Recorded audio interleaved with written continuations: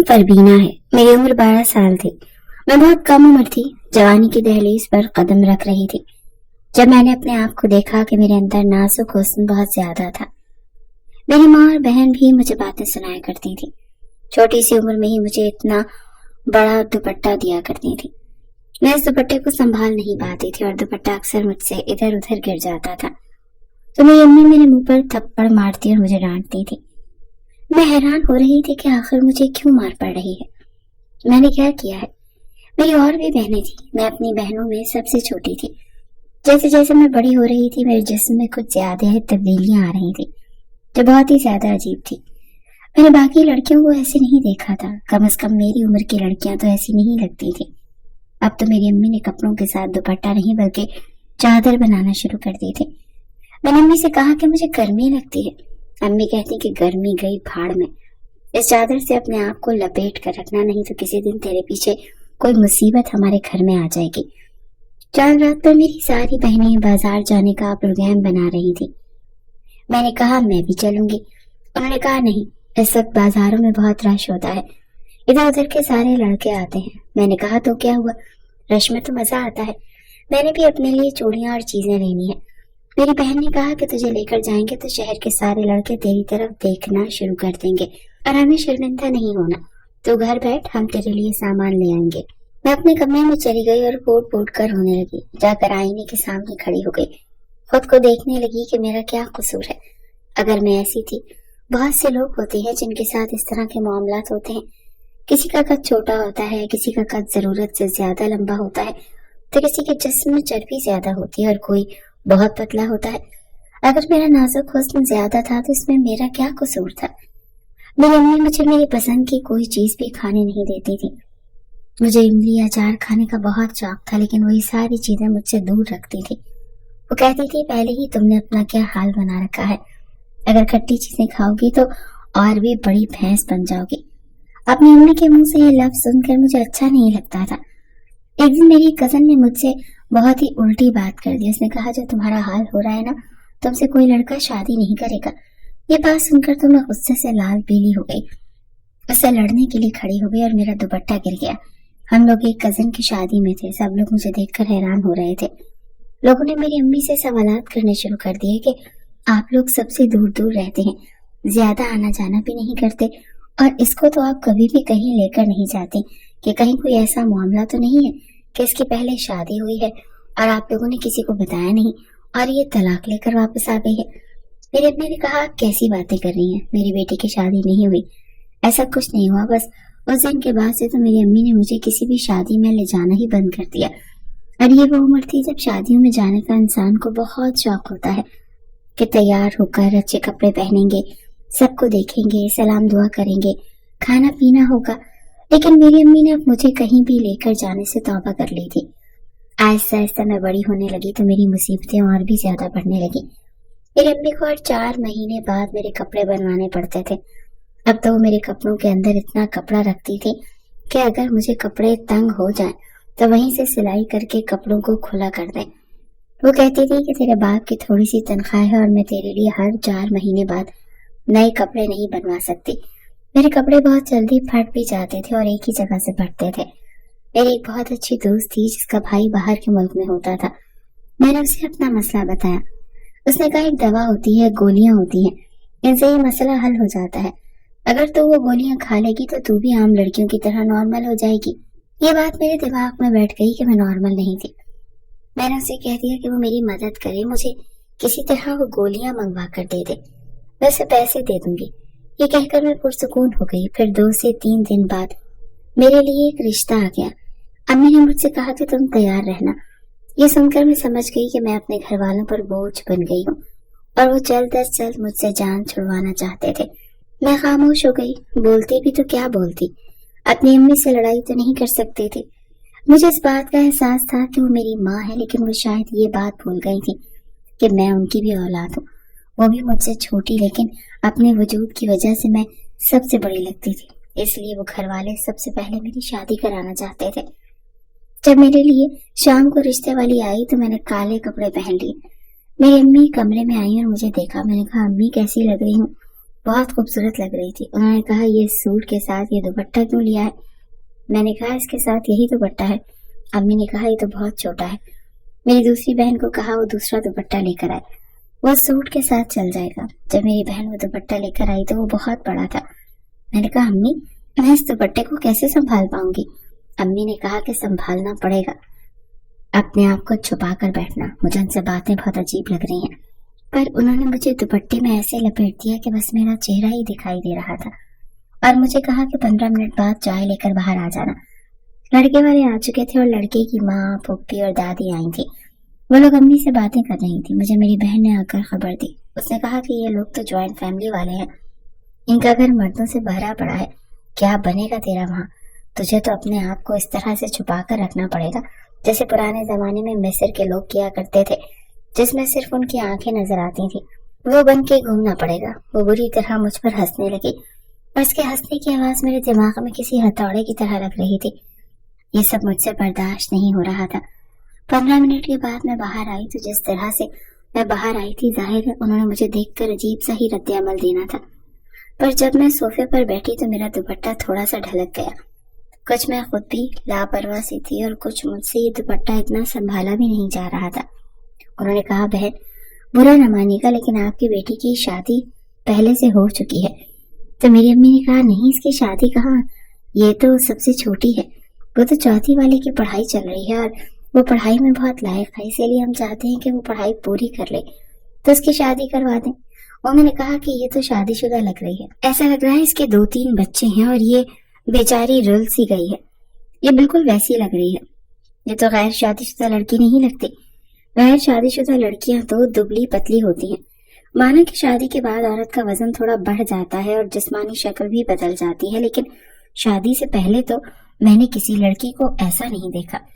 मेरी अम्मी ने कहा नहीं, ऐसी कोई बात नहीं है, हम आपको कसम देने को तैयार हैं।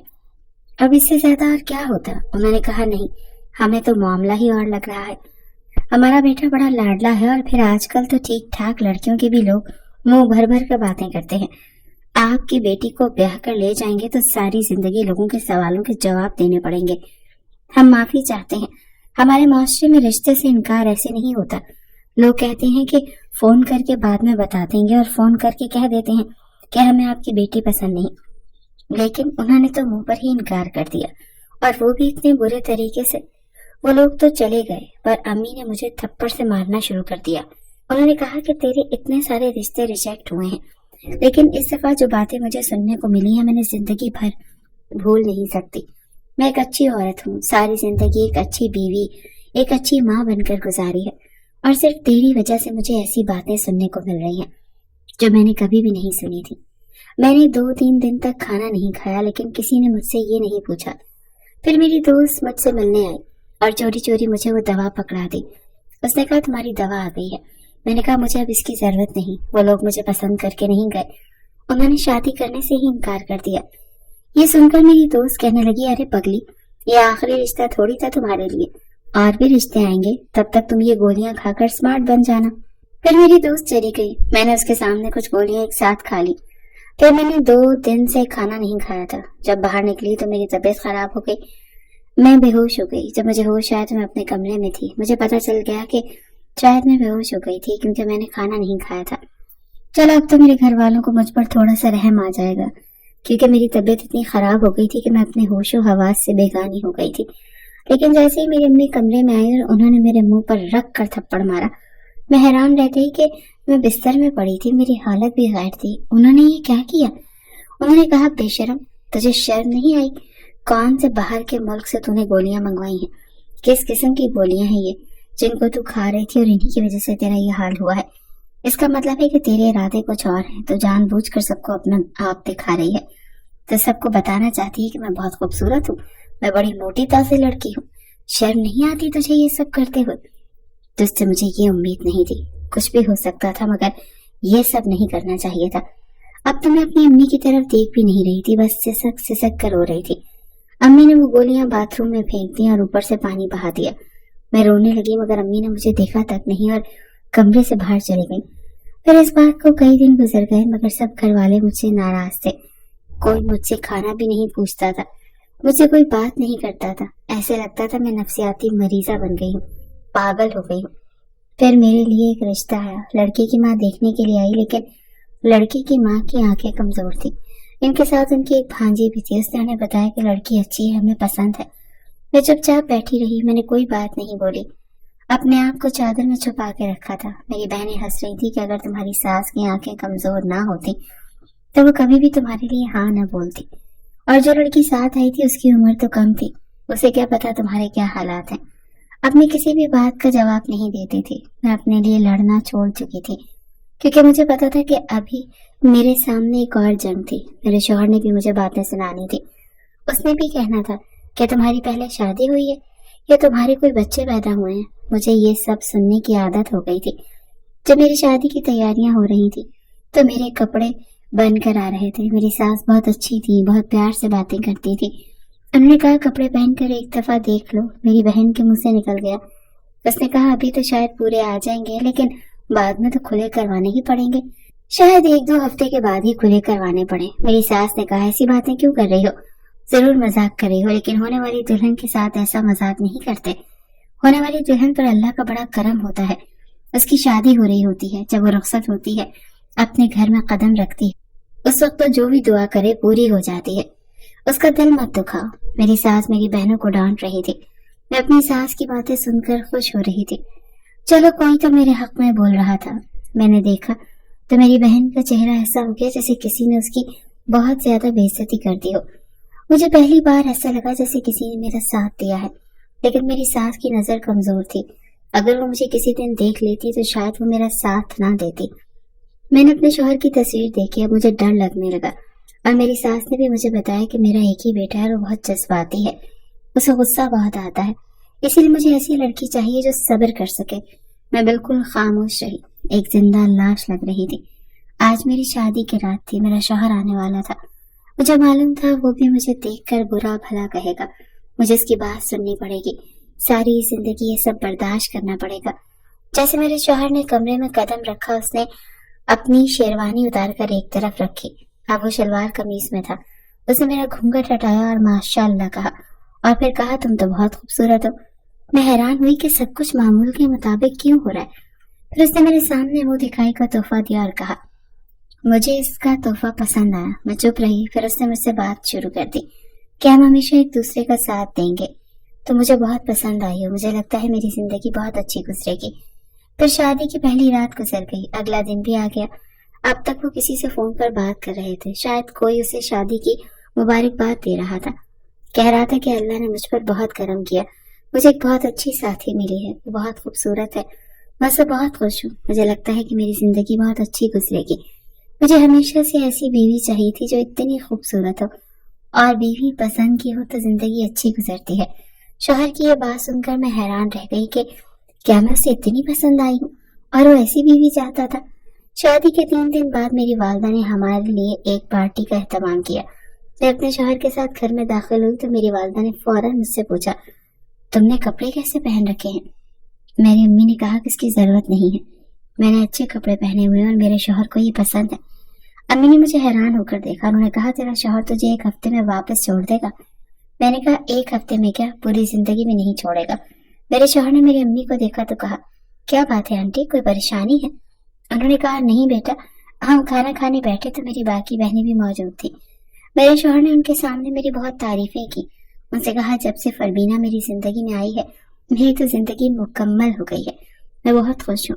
वो मेरा बहुत ख्याल रख रहा था। हम लोगों ने एक ही प्लेट में खाना खाया। फिर वो मुझे बाहर घुमाने ले गया। उसने मुझे कोई बड़ी चादर ओढ़ने का भी नहीं कहा। उसके पास गाड़ी थी। उसने कहा गाड़ी में ही तो बैठना है। बहुत अच्छी तरह से पेश आ रहा था। बार बार मेरी तरफ देखकर मुस्कुराता था। मुझे मेरे कान में कोई बात कहता और फिर हम दोनों हंसते। कभी मुझे फोन में हमारी शादी की कोई तस्वीर दिखाता। मेरी अम्मी और मेरी बहनें ये सब कुछ देख रही थी और उनके चेहरे अजीब से बने हुए थे। वो हैरान हो रही थी कि इसका शौहर तो उसे हाथ का छाला बनाकर रखे हुए है, और ये सिर्फ शादी के शुरू में ही नहीं हुआ था। आज हमारी शादी को 5 साल हो गए। अल्हम्दुलिल्लाह मेरे 2 बच्चे हो गए हैं। आज भी मेरे शौहर का रवैया मेरे साथ वैसा ही है। हम लोग बहुत खुश हैं। शायद मर्दों को इन सारी बातों से फर्क नहीं पड़ता और उन्हें यही सब कुछ अच्छा लगता है। अल्लाह का शुक्र है कि मेरी माँ और बहनों ने तो میرے دل پر بہت زخم لگا، پر میرے شوہر نے وہ سارے زخم بھر دیے۔ شادی سے پہلے میں نے بہت دکھ دیکھے، مگر شادی کے بعد میرے شوہر نے اپنی محبت سے یہ سارے دکھ سکھ میں بدل دیے تھے۔ آج مجھے اچھا شوہر مل گیا جو میرا بہت خیال رکھتا ہے۔ اس نے آج تک کبھی مجھے ایسی کوئی بات نہیں کی جس کی وجہ سے مجھے اپنا آپ چھوٹا یا کمتر محسوس ہو۔ میں اس کے ساتھ بہت خوش ہوں۔ اس کی ماں ایک اچھی عورت ہے اور اس کی ماں نے اس کی تربیت بہت اچھی کی ہے، اسے عورت کی عزت کرنے والا مرد بنایا ہے۔ آج میرے 2 بیٹے تھے، اسی لیے میں نے سوچا کہ میں بھی اپنے بیٹوں کی ایسی ہی تربیت کروں گی تاکہ میری جیسی کسی لڑکی کو لوگوں کے تانے نہ برداشت کرنے پڑے۔